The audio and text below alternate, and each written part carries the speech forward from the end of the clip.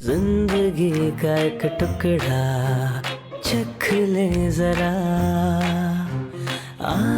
चख ले जरा। अक्सर हम अपने घरों में इस तरह मम्मा लोग को करते देखते हैं ना, कि सारे घर की केयर करेंगी, सारे घर वालों की फिक्र करेंगी, उनके खाने के बारे में, उनके उठने बैठने, मतलब हर छोटी से छोटी चीज़ उनको ऐसा लगता है बस वही करता धरता है। आप सुन रहे हैं स्लाइस ऑफ लाइफ। कई बार तो ना आई फील कि किसी स्पेशल स्कूल से ट्रेनिंग लेकर आती हैं जहाँ पर ये सिखाया जाता है कि देखो तुम्हारी अपनी ज़िंदगी कुछ नहीं है, आखिरी सांस तक तुम्हें सिर्फ और सिर्फ अपने घर वालों के बारे में सोचना है। बट क्यों? वो ये क्यों नहीं सोचती हैं कि अगर वो खुद की केयर नहीं करेंगी, खुद के लिए थोड़ा सा सेल्फिश नहीं होंगी, तो फिर ना तो वो खुश रह पाएंगी इन द लॉन्ग रन, ना ही उनके घर वाले।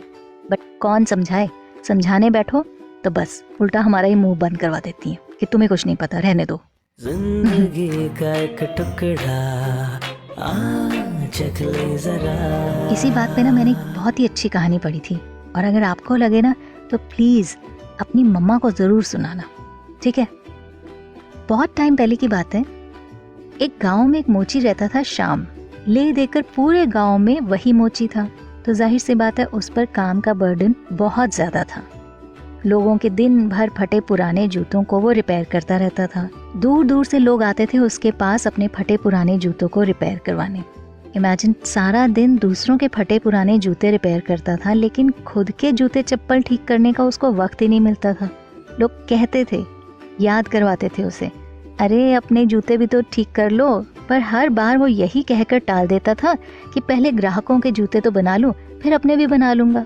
करते करते शाम के जूते इतने खराब हो गए कि अब उसके पैरों को तकलीफ देने लगे थे। ध्यान न देने के कारण उसके पैरों में जख्म हो गए, और वो जख्म इतना ज़्यादा बढ़ गए थे कि डॉक्टर्स के पास और कोई ऑप्शन नहीं था। उन्हें शाम का एक पैर घुटने के नीचे से काटना पड़ा। अपने साथ हुई इस घटना के कारण शाम को इतना ज़्यादा शॉक लगा कि उसके बाद वो फिर कभी काम पर लौट ही नहीं पाया, और आगे उसकी वजह से पूरा गांव ही फटे पुराने जूते चप्पल पहनने को मजबूर था।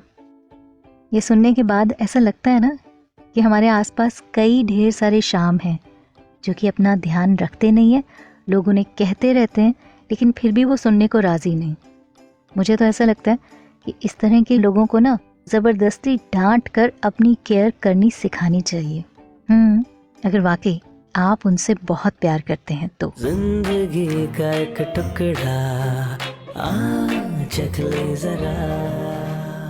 मुझे याद नहीं आ रहा कि मैंने कहाँ पढ़ा था, लेकिन हाँ, पढ़ने के बाद मुझे गुस्सा भी आया, लेकिन साथ में हंसी भी आई। यही कि when you drive in India you get चक दे फीलिंग।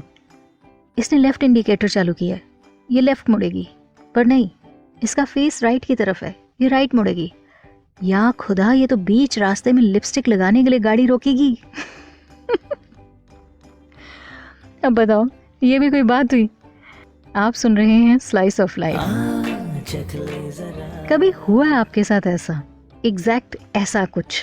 नहीं ना, बट हमारे दिमाग में ये इम्प्रेशन बन जाता है, यह इम्प्रेशन बना हुआ है कि हमारी गाड़ी के आगे अगर कोई गाड़ी है और उसमें कोई फीमेल ड्राइव कर रही है, मीन्स हमें तो उससे डिस्टेंस रखना ही रखना है, नो मैटर वो कितनी भी परफेक्ट ड्राइविंग क्यों ना कर रही हो। इट मीन्स हम ओवर जजमेंटल हो जाते हैं। एग्जैक्टली, है ना?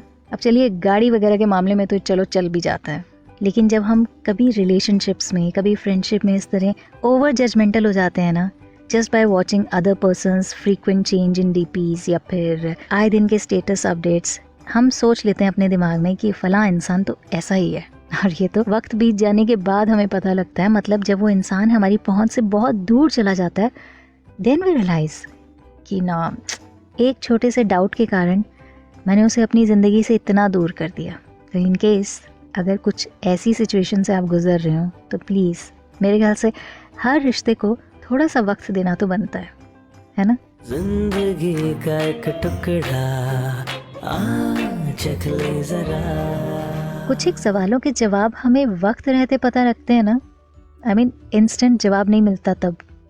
अब जैसे जब छोटे थे तो बड़े बुजुर्गों से इस तरह की बातें, स्पेशली मम्मा पापा तो हमेशा ही कहते थे, बेटा ये टाइम ना फिर नहीं आएगा, जितना हो सकता है एंजॉय करो। चख ले जरा। लेकिन तब तो जब बचपन था हमारा तो जवानी एक ड्रीम था, और जब जवान हुए तो बचपन के बारे में बातें करते नहीं थकते कि एक वो ज़माना था, एक वो टाइम था।